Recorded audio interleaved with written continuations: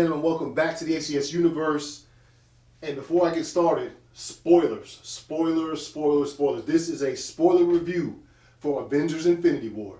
So if you haven't seen the movie and you don't want anything spoiled for yourself, turn this video off right now because I'm going to be getting into some spoiler talk.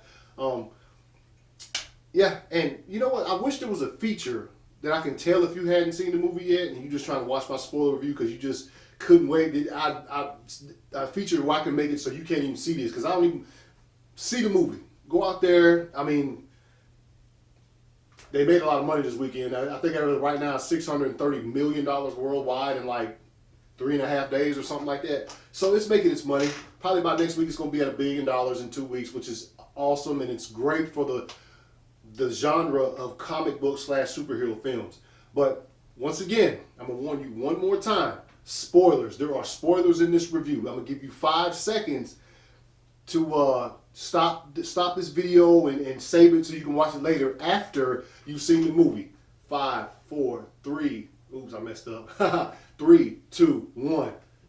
Last warning. Holy shit. This movie, I was not ready.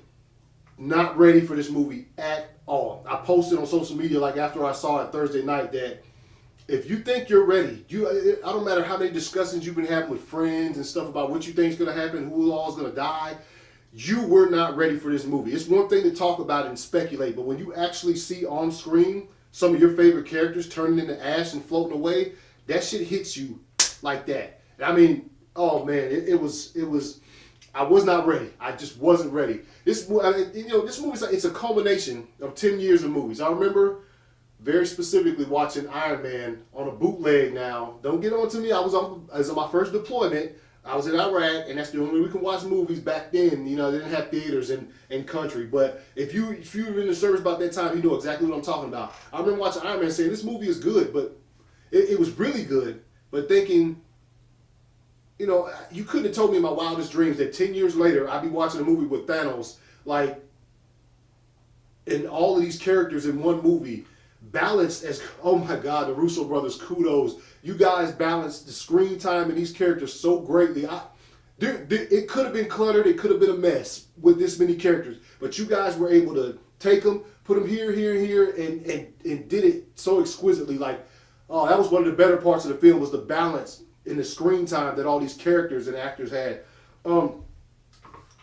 Yeah, and so, and that's another part of the gut punch of this movie. Is that we've grown with these characters for the past 10 years, you know? If you no secret as far as the Marvel Cinematic Universe goes, Captain America is my favorite character. Has been since the first Avenger. Nothing against Iron Man and none of them dudes. Cap's just always been my favorite. But you've grown with this character. You've seen him go through some things. You've seen him deal with a lot of stuff. You've seen all of these characters, even the newer ones, you've seen them to a certain extent have to deal with some type of conflict. And so, being that you've grown with these characters, when you see what happens at the end of this movie, it's kind of a gut punch, man. Kind of a gut punch. And let's just get this out the way real quick. The best villain in the Marvel Cinematic Universe, Loki has been dethroned by Thanos. So for me, it's number 1 Thanos, 2 Loki, 3 Killmonger. Thanos, you learn right off the rip, right at the beginning of the movie, that he is not playing games. He is not here for... He's not a joke. He is in no way, shape, or form a joke. Right at the beginning, I mean, he comes in there and he wants that damn Tesseract. The Hulk tries to fuck with him. He gives Hulk the 2-piece chow. I mean, it's bop. He is giving him the business. And I was like, whoa. And then, of course, kills Loki. I mean, within the first 5 minutes of the film, there was already somebody behind us, a couple rows behind us that was crying. You could hear him sniffling and stuff. And it lets you know right then, this movie is not a joke. It is real. So, and the thing about it is, also when you're talking about Thanos, they gave him some layers. Like there were some layers to his personality to the reason why he felt that he needed to do away with half of life in the galaxy. You understood him. I mean, look, the scene where he throws Gamora off that cliff, you could tell that's the hardest thing he's ever had to do in his life. Like it hurt him to his core.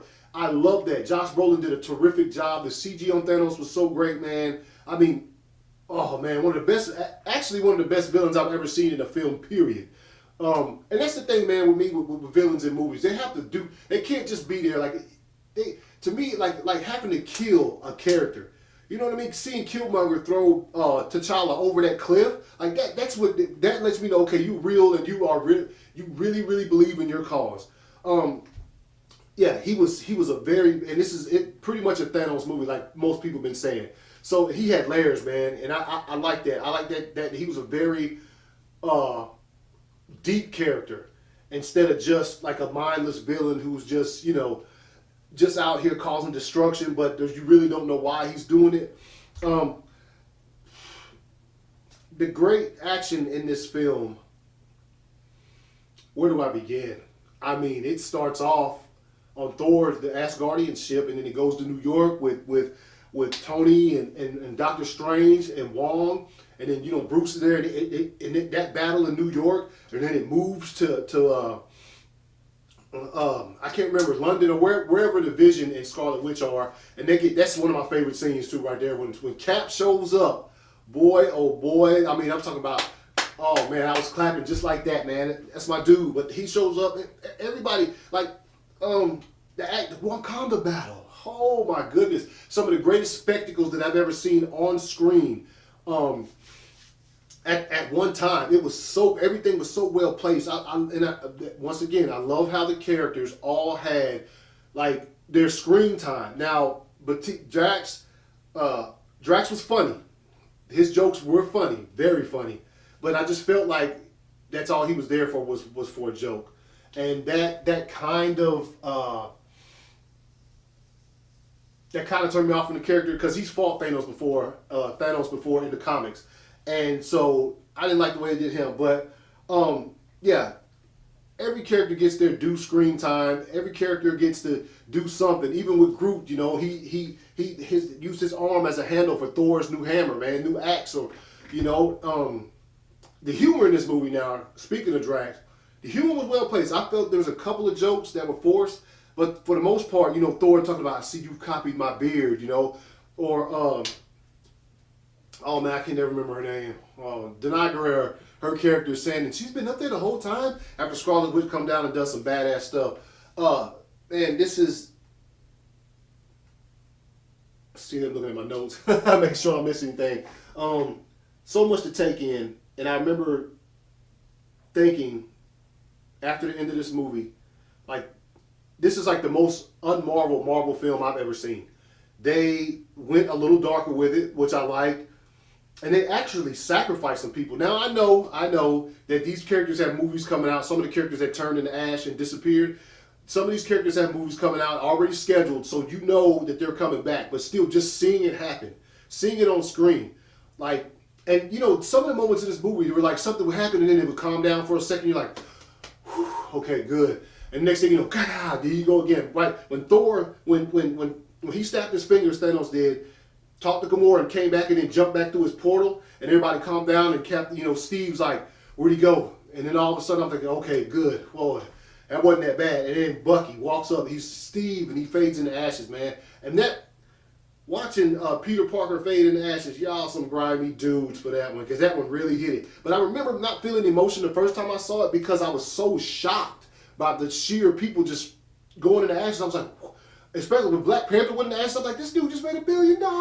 What the hell? So I didn't, in no way, shape, or form did I think he was going to die.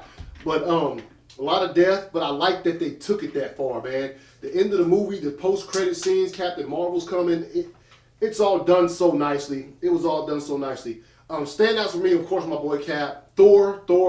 Oh man, when he shows up in the Battle of Wakanda with the new axe and then the song, dun, dun, dun, dun, and you're just like, oh, let's get it. He starts taking dudes out, man, and he almost killed Thanos right there at the end. So, but yeah, Thor was one of the standouts.